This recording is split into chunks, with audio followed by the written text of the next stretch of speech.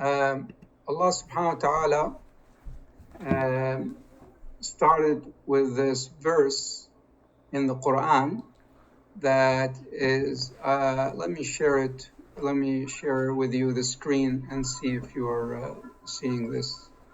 So Allah subhanahu wa ta'ala says in Surah At-Tur, which is the Surah 52 and verse 35, Allah says, أعوذ بالله من الشيطان الرجيم أم خلقوا من غير شيء أم هم الخالقون. Or were they created by nothing, or they were their own creators? And the next verse says, أم خلقوا السماوات والأرض بل لا يوقنون.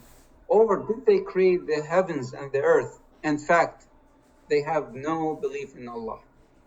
So this is the answer to anybody who has any other opinion about who is Allah and or the presence of Allah or His creation.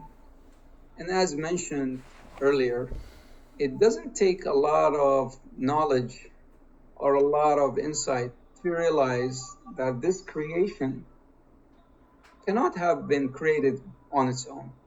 There is no way that all the system and all this universe and our own creation could have happened without somebody behind that. That defies logic. And that is why Allah subhanahu wa ta'ala is questioning in a very indirect way about those who disbelieve. Allah subhanahu wa ta'ala does not, need to, but Allah subhanahu wa ta'ala does provide some insight for us. And when Allah subhanahu wa ta'ala says, so they were created by nothing, so there was no creator for them. Those who would say there's no Allah, there's no creator, what do they think? They think they were just created out of the blue? Or they created themselves? Of course not. Anybody would know that something cannot create itself. Somebody has to create it. And therefore, Allah subhanahu wa ta'ala is putting that question as a challenge. So you created yourself, or they were created by no one? So the answer is no, we didn't create ourselves, and it cannot be that it was we were created by no one. And then the follow-up in this verse says, أَمْ خَلَقُوا السَّمَاوَاتِ وَالْأَرْضِ بَلْ لَا يُوقِنُونَ. Or, if they didn't create themselves, did they create the heavens and the earth? No. The answer is also no. So Allah subhanahu wa ta'ala says, the answer is no, but they have no belief in Allah.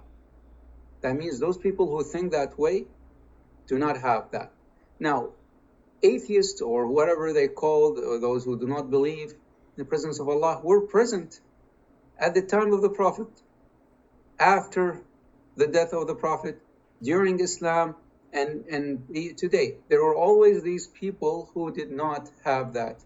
And one of the well-known examples, one of the most highest scholars of Islam, Abu Hanifa, rahmatullah alayh, he used to have that time to meet with those who are disbelievers. This is probably 1,000 years ago or so. So this was way after the time of the Prophet ﷺ.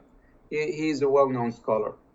And so people will come and ask him about proof to us that Allah exists and so on.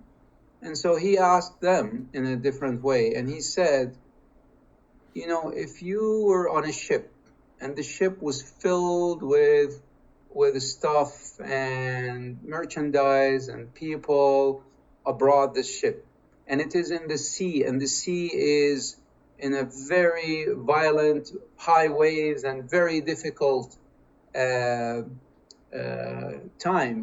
it's in high stormy situation. And that if that ship was still steering between these waves in a steady way and going into a straight direction to reach its destination. Could you, by any chance, say that that ship does not have a captain, that it is just going on its own in that sea with all the people, all the merchandise, and all the waves, and yet still steady and not swaying and going into its destination? They said, of course not. And he said, well, if this is just a ship in the sea, how can you then say that all this creation, all the heavens and the earth, and all of these stars, the sun and the moon and the earth, and everything in the universe is not without a creator that is making it perfect, working in a mechanism so that no planet would come close enough to another that its magnetics would affect it, or that it would hit each other, and so on and so forth. And they submitted and began crying. Those people were submitting that they were wrong and accepted that Islam, or renewed their Islam. Because, atheism is from the waswasa of the shaitan, and people began to think, oh well, who is Allah, and what's his proof, and so on. And that's kind of when the person gets dragged into this kind of thinking. So these are examples, and what Allah subhanahu wa ta'ala said are really for anybody who has any mindset or logic that could not in any way deny that. So this is one example of the proof of Allah. There are other examples we can discuss, inshallah, in future